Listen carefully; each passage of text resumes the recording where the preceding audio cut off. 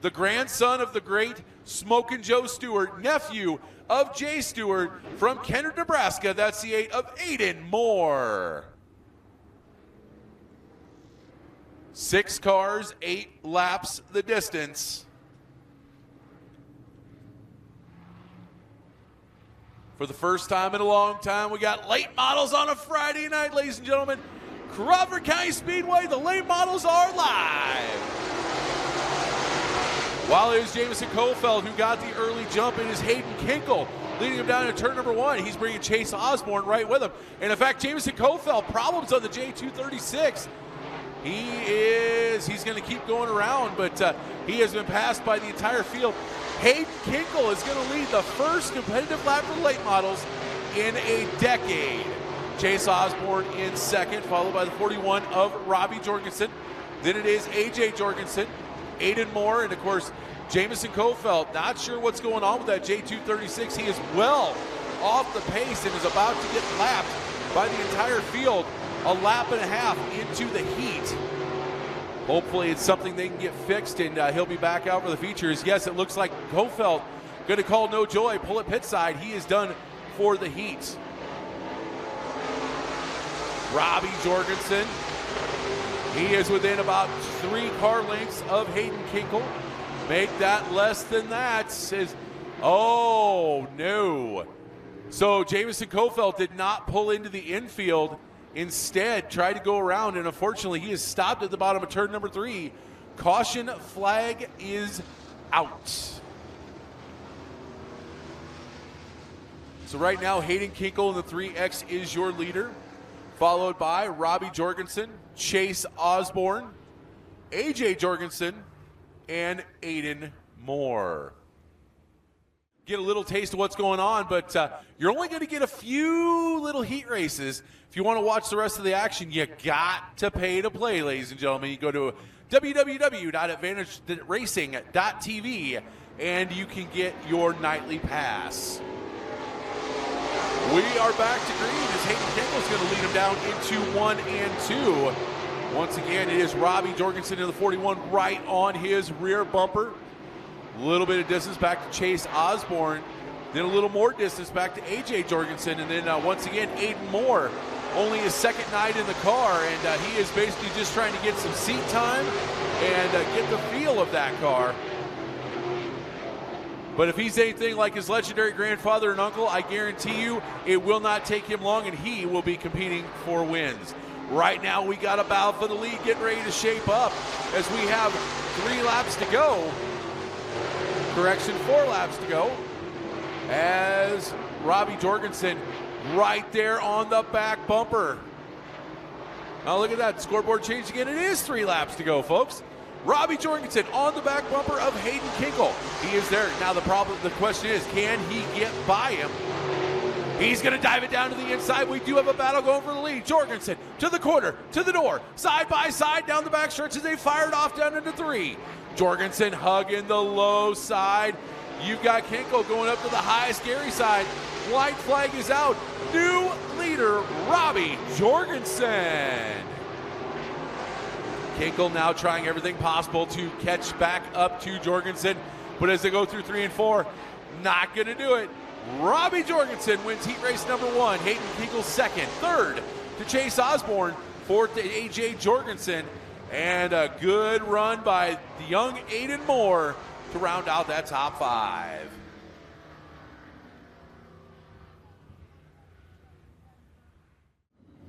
No fuel pressure for the J236 of Jamison Kofeld, so he will try to get that remedied. Robbie Jorgensen, he kind of got tripped up on the initial start there with that kind of mechanical problem going on, and then he was able to do some cool stuff in that heat race. That was entertaining.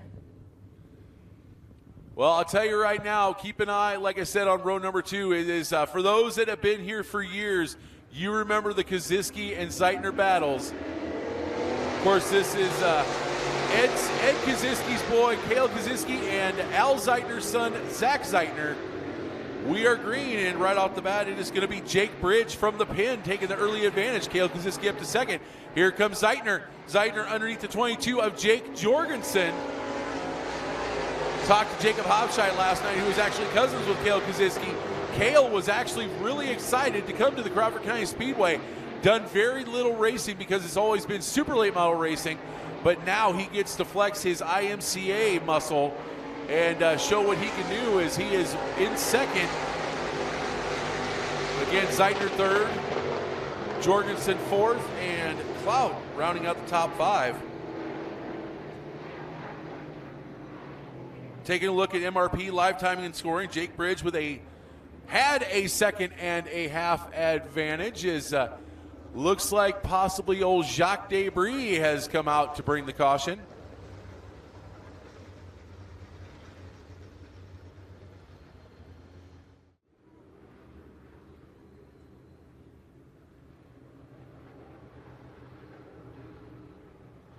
Caution lights are out. We will be going green this time by out of turn number 4. And as if on cue, Chief Starter Brian Broderson drops the green. We're back to racing. Bridge gonna lead him down into 1 and 2. But look at this, Zach Zeitner, click, click, boom, got him, gets a spot over Koziski. Koziski now trying to wheel and deal that 35 back underneath the 76. Not quite gonna happen. Meanwhile, Bridge, an 0.8 of a second advantage already. Zach Zeitner, he is whipping that car like a plow mule, trying to get that thing to get up there, make up that 0.8 of a second difference. It looks, the eye test shows he's catching. What about the time test? No, actually loses about a 0.5 to the 83 of Bridge. Jake Bridge holding an absolutely pretty wheel. About a 0.5 lane down from where the cushion currently is, 0.5 lane up from the tires. And he is inching away from Zach Zeitner ever so slightly. They're going to come down to the raised green, 2 laps to go this time by.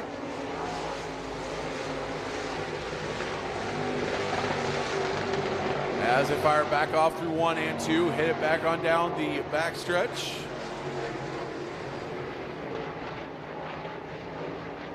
This time the green flag is going to be changed for the white linen.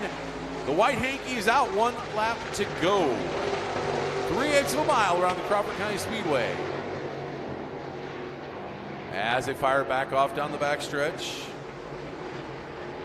Well, this time Zeitner was starting to catch up to Bridge a little bit, but it's going to be too little too late. Jake Bridge wins heat race number 2. Zach Zeitner in second. Cale Koziski in third. Jake Jorgensen in fourth. And Logan Clout will round out the top 5.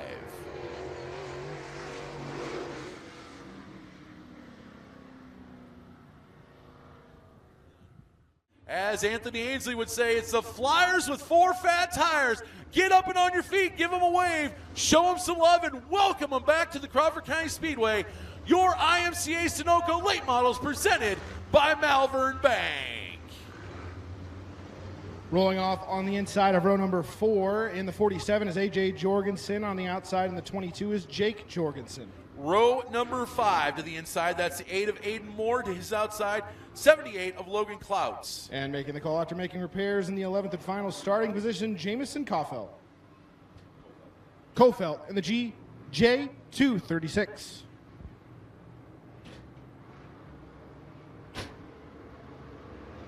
Looking. Green flag is out for IMCA Sunoco Late Model Racing, powered by Malvern Bank. As it is going to be Jake Bridge to the early advantage. He's going to lead through 1 and 2. One of his fellow Nebraska racers, Chase Osborne. These two do battle at the US 30 Speedway for Thursday Night Thunder every other Thursday night. They also run a lot at the Off-Road Speedway. They are 1 and 2, but here comes Cale Koziski. Koziski gets around Robbie Jorgensen, puts himself in the third. Now he's trying to go for the 2-for-1 special as he is side by side with Osborne. Still side by side for that runner-up position. And taking the second spot that time is Koziski, as he will get to the runner-up, and they'll be side by side for third potentially with a couple laps down. Cale Koziski, primarily known as a short track specialist, but he is showing right now that he definitely has some big track chops. He is firing it off down into 3 and 4. The eye test says he's catching Bridge. The time test says, Oh, lost just a little bit of ground. Bridge still out front as he goes down the back straightaway and past the lettering.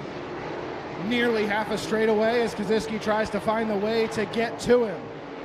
Zeitner and Jorgensen battling for the third spot side by side. Meanwhile, a little bit further back, you've got Osborne and the 47 of A.J. Jorgensen battling side by side. That is for positions 5 and 6.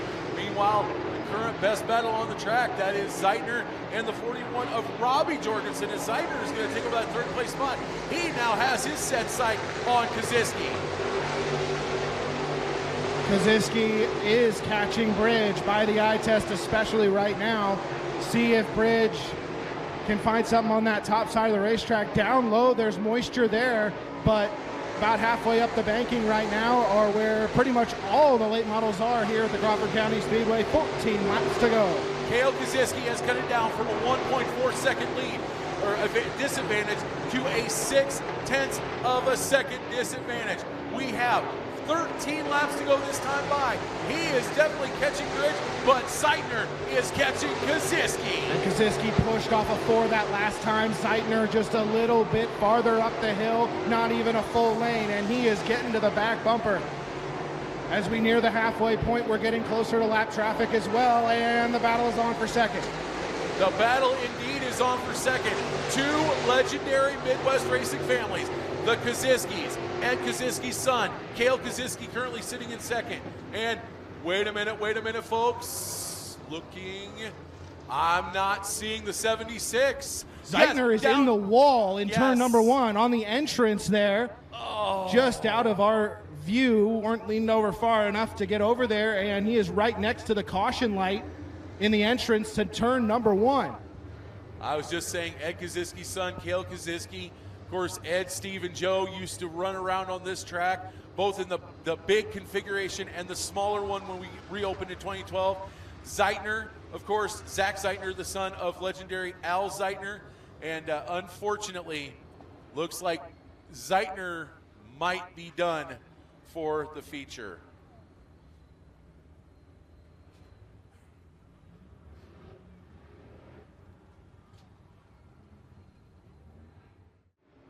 A.J. Jorgensen and Chase Osborne are going to be 4 and 5. Caution lights are out, RPMs come up. Green is down, and Jake Bridge leads them all 4 down the front stretch, fires it off in the 1 and 2. Here comes Koziski. Although I will give Robbie Jorgensen all the credit in the world, he power moved it down on the low side just as he's getting ready to do it right now. But he cannot slide up and shut that door on Koziski. Koziski too tough on the high side. He is going to go right back after Bridge. And he was gaining the last time before that caution came out. Bridge now extending his lead again. Koziski looks like he has more of a long run car than a short run car. We're halfway home, 10 down, 10 to go in your IMCA Sunoco Late Models presented by Malvern Bank.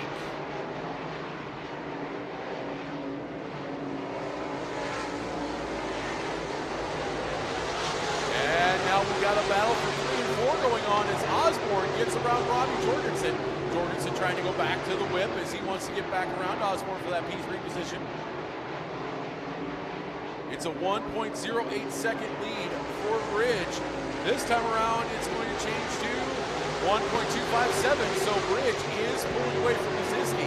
Koziski better figure out the golden key to get to that whip and get that car a little more speed if he wants a chance to take this first win in 10 years. And looks like Logan Clout is calling no joy, goes through the infield.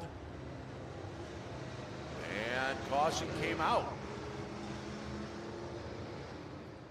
The problem is it's got more of a long run speed to it, so that allows Bridge a chance to get way out there. At the point of the last caution, it was a 1.25 second difference between Bridge and Koziski. We've only got 8 laps to go. Koziski needs to figure out something quick if he wants to take this first win of 2023 here at the Crawford County Speedway. This time he is right on the back bumper of Bridge as they go into one. He comes out of two. He has basically got his nose buried. He's going to try it. Ticket punch to Slide Job City. Bridge is going to cross back over. Can't quite get it done. New leader, Kaziski. Kale Kaziski now starting to pull away from Bridge. I said he needed to find something quick. It looks like he found exactly what he needed. AJ Jorgensen now getting under Chase Osborne in the 14. Can't quite make it stick though. That is the closest battle we have on the track is right now. In just a lap and a half, Kale Kaziski's opened up a 1.164 second lead. Again, watching the battle for 4 and 5, AJ Jorgensen. He's going to punch his ticket to Slide Job City as he gives a slider to the 14 of Osborne. Osborne not able to cross back over and try to get it back. And caution out again. This time once again it is going to be for the 78 of Logan Cloud.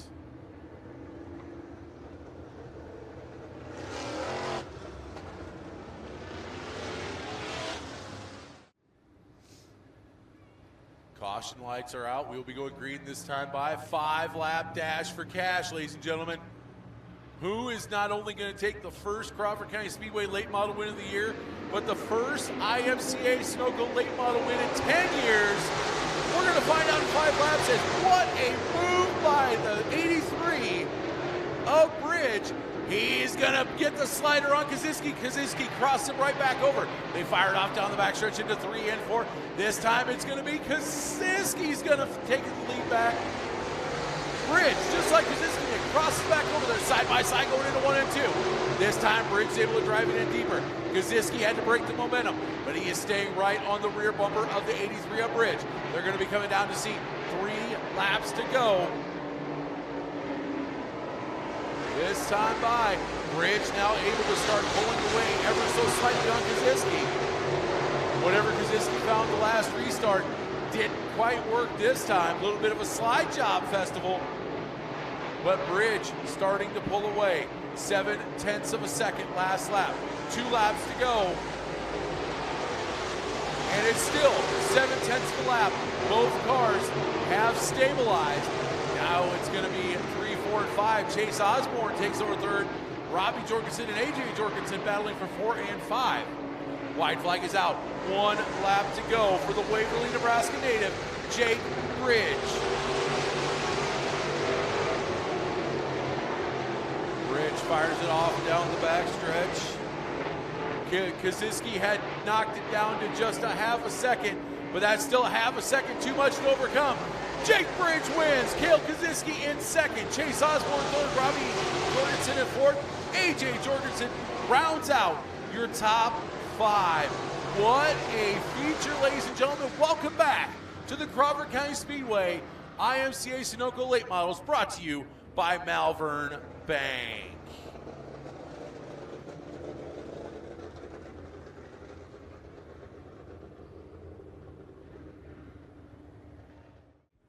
A Sunoco bonus night return for IMCA Late Models to the Crawford County Speedway, powered by Malvern Bank. He's getting out of the race car, slicing and dicing for the lead with 5 to go, and he outlasted it. Let him hear ya.